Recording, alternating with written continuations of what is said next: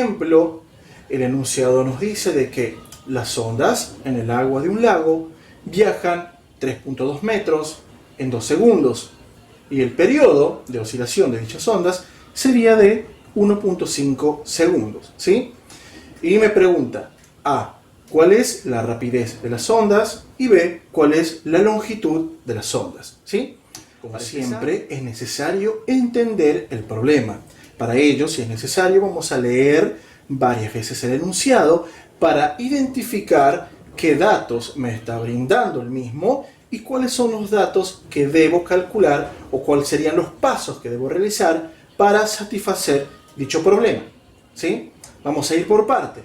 Analizando con detalle el enunciado, vamos a leer de que, por ejemplo, las ondas en el agua de un lago viajan 3.2 metros. Me está dando una longitud de propagación, ¿sí? Me está diciendo de que viaja, que avanza en el espacio 3.2 metros. Por lo tanto, me está hablando de una longitud, ¿sí? De una distancia en 2 segundos. Y acá me está dando la unidad de tiempo. Y el periodo, acá me está dando el periodo T, es de 1.5 segundos. Entonces, esto es simplemente tiempo. Vamos a ir en orden y vamos a dar primero respuesta a la primera pregunta, ¿cuál es la rapidez? Me está preguntando cuál es la velocidad. Por lo tanto, la velocidad será precisamente nuestra incógnita a satisfacer en la primera pregunta. Y los datos que sí cuento serían, por ejemplo, la distancia, que es 3.2 metros. Luego también voy a conocer el tiempo, que es precisamente 2 segundos. Y también voy a conocer el periodo, que me dice de que es 1.5 segundos.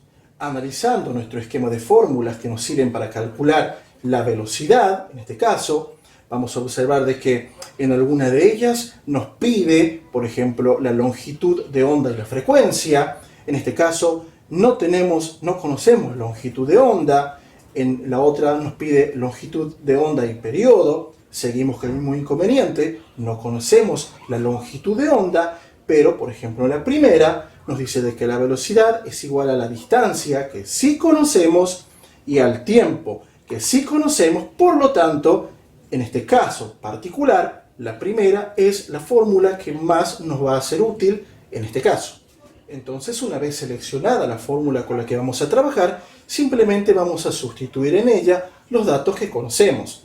Diríamos entonces de que la velocidad va a ser igual a la distancia, que es 3.2 metros, y todo ello va a estar dividido entre la unidad de tiempo, que es precisamente 2 segundos. Realizamos ese cociente, 3.2 dividido entre 2, nos daría igual a 1,6 metros sobre segundos, y de esta manera quedaría determinada la velocidad de propagación de la onda. Para dar respuesta a la segunda pregunta, ¿cuál es la longitud de las ondas? Entonces, en este caso, nuestra incógnita a calcular será precisamente lambda, que sería como representamos la longitud de una onda. Entonces, para ello, vamos a analizar nuevamente nuestro esquema de fórmulas. Como podemos observar, entonces, nuestra incógnita a calcular es precisamente la longitud de la onda, que la simbolizamos con la letra lambda. Por lo tanto, como la primera fórmula no está presente, ya de antemano podríamos descartar esta primera fórmula.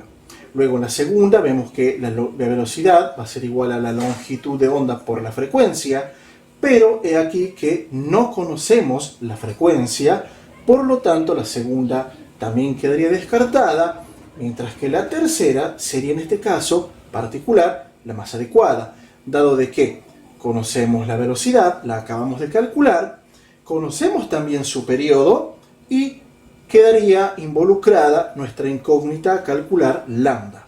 Una vez definida la fórmula con la que vamos a trabajar, simplemente vamos a sustituir en ella aquellos valores que ya conocemos. Por ejemplo, velocidad, que acabamos de calcular, y es precisamente 1,6 metros sobre segundos va a ser igual a longitud de onda, que no conozco aún, dividido entre su periodo, que es precisamente 1,5 segundos. Ahora bien, debemos despejar longitud de onda. Para ello, 1,5 segundos, que es un denominador que se encuentra dividiendo en el segundo miembro, va a pasar al primer miembro multiplicando. Ahora vamos a aplicar la operación a las unidades. Segundos dividido entre segundos, se me anula la unidad de tiempo, quedándome solamente la unidad de longitud, metros.